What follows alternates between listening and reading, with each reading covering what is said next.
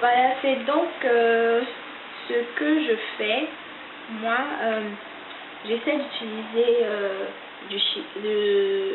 du rasoul, d'utiliser le ricin, l'huile de ricin par exemple, qui dans ma routine. J'essaie aussi d'utiliser quelques produits qui pourraient avoir la capacité de me donner un peu plus de volume, comme un spray coiffant volumateur. Vous pouvez aussi le faire. J'ai acheté dernièrement un shampoing volumateur, mais j'ai pas encore commencé à l'utiliser. J'attends d'abord de terminer les produits que j'ai déjà entamés. Si comme moi vous n'avez pas la possibilité d'avoir accès aux produits comme ceux d'Amazon, protéines de soie, cacaille et autres, vous pouvez mettre en application une astuce qu'une amie a bien voulu me donner. D'ailleurs, si tu regardes la vidéo, Yasmina, je te fais un petit bisou. Voilà. Alors, c'est une technique qu'elle utilise fréquemment. C'est que elle utilise l'eau de cuisson du riz, le liquide blanc qui se trouve à la surface du riz pour faire ses soins. Elle utilise comme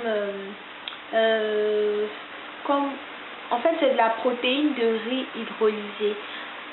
Elle utilise comme soin volumateur parce que elle dit que la protéine de riz se fixe sur les cheveux et absorbe l'eau et gonfle. Donc c'est ce qui fait augmenter le volume de la tige capillaire, d'où provient l'effet de volume.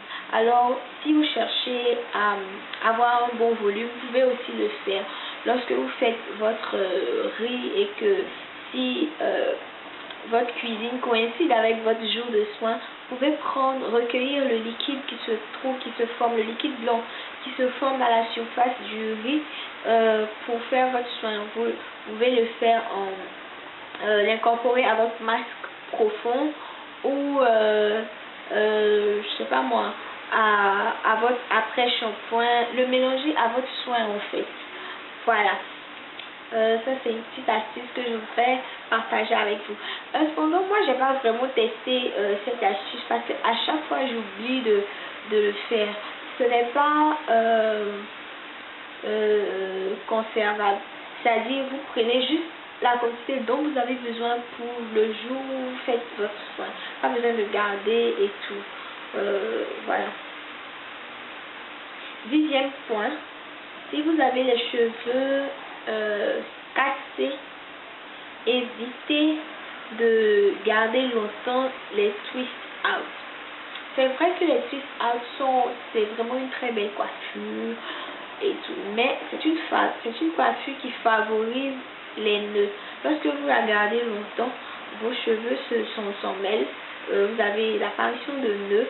Qui dit nœud dit casse. Donc si vous avez ce genre de problème là aussi comme moi, évitez de garder longtemps les twist out. Une semaine c'est largement suffisant pour un twist out. Voilà. 12e point. Je suis où? 11 ou 12? 11e point je crois. Évitez de trop utiliser la chaleur. sèche-cheveux, fer à lisser, tout ce qui génère beaucoup de chaleur, une forte chaleur. Évitez de l'utiliser lorsque vous avez les cheveux crépus et encore plus lorsque vos cheveux sont fins. Évitez cela. Si vous voulez utiliser de la chaleur, faites-le vraiment avec un protecteur de chaleur ou l'huile de pépins de raisin qui est considérée comme une huile protectrice, je crois. Vous pouvez l'utiliser avant de faire votre lissage, votre brushing ou utiliser la chaleur quelconque. Sinon, pour sécher vos cheveux, utilisez l'air naturel. Faites-le au vent, quoi. Ça vous évitera de casser vos cheveux, d'affaiblir vos cheveux.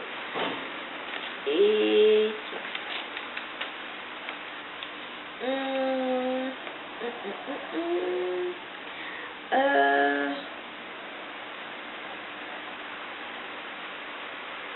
pour ce qui est de s'étirer les cheveux, par exemple, lorsque vous vous étirez les cheveux au fer, oui, j'ai déjà dit, lorsque vous étirez les cheveux au fer, faites tout pour utiliser un protecteur de chaleur. Alors, vous pouvez aussi étirer vos cheveux avec les tresses au fil, les tresses avec la laine, la méthode bonding méthode. Mais j'ai un petit doute sur la méthode de bonding parce qu'on utilise les pompons en coton et le coton absorbe les cheveux. Donc à chaque fois que moi je fais cette méthode, la méthode bonding, je retrouve mes cheveux très secs. Alors je me dis que c'est parce que j'utilise les pompons en coton. Je crois que ce n'est pas une très bonne méthode et qu'il faut éviter d'utiliser les pompons en coton parce que le coton, évidemment, ça absorbe l'hydratation de nos cheveux. Ça, c'est la petite remarque que je voulais vous faire. 13e point, je vous conseille de ne pas utiliser plusieurs produits de gamme différentes. Si vous voulez avoir des résultats conséquents sur vos cheveux, il faut utiliser une gamme complète de produits.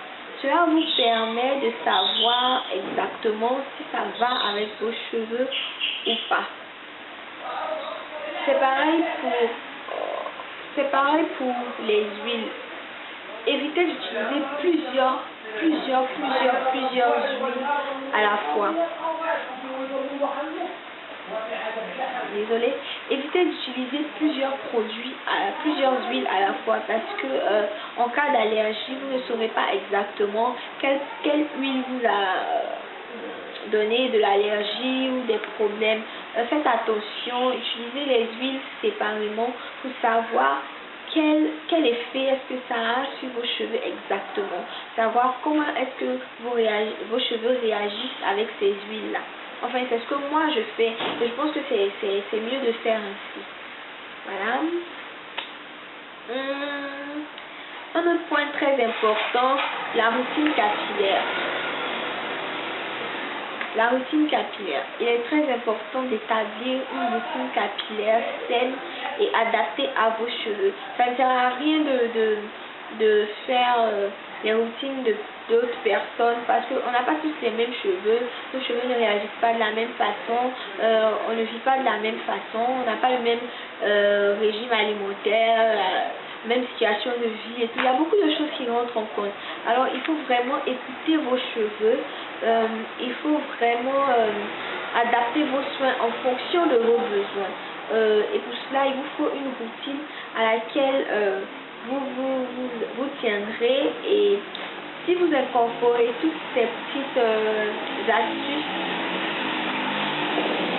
je suis sûre que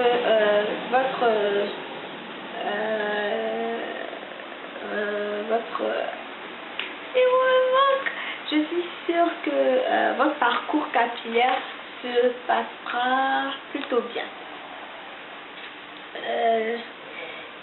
Dernier point rapide, je vous conseille d'avoir beaucoup de patience, vraiment beaucoup de patience. Il faut arrêter d'envier les cheveux des autres, même si je le fais aussi, hein. C'est normal quand on voit les cheveux, la crinière d'une autre personne, c'est sûr que ça fait envie. On est pressé que nos cheveux donnent cet effet-là, que nos cheveux soient volumineux, longs, c'est vrai, mais si on essaie d'être plus patient, c'est sûr que le résultat sera encore plus épatant, ce sera plus chic de voir son évolution, de savoir que oui, on y est arrivé avec tous les problèmes, tous les soucis qu'on a bien pu rencontrer, on y est quand même arrivé. La patience, c'est vraiment quelque chose d'important lorsque on décide de retourner au naturel. Si vous avez les pointes fourchues, coupez-les, coupez vos pointes, c'est important, ça vous évitera de couper encore plus, parce que si vous laissez vos pointes, les fourches vont remonter vers la racine et ça va vous pousser à couper encore plus de longueur. Donc coupez vos pointes, essayez de couper vos pointes 2 fois par an, 3 fois par an, je sais pas, il y en a qui sont bien plus amis avec l'affaire de ciseaux. Moi c'est pas le cas, mais quand même j'essaie de couper quand même mes pointes. Si vous avez les single nuts, coupez-les, ne les gardez pas, sinon ça va engendrer d'autres d'autres nœuds. Voilà. Alors le petit mot de la fin, c'est patience, courage et soin. Voilà, j'espère que cette vidéo vous aura plu et que tout ce que j'ai pu dire vous a apporté quelque chose de nouveau ou un peu plus d'explication. J'ai aimé partager mes petites astuces avec vous. C'est tout ce que j'ai pu retenir l'essentiel durant mon parcours capillaire de 1 an. Si vous avez aimé la vidéo, mettez-moi un petit pouce vert et laissez-moi des commentaires, des impressions. Si vous avez des choses à rajouter, n'hésitez pas à me laisser ça en commentaire. Alors portez-vous bien et je vous dis à bientôt, bisous.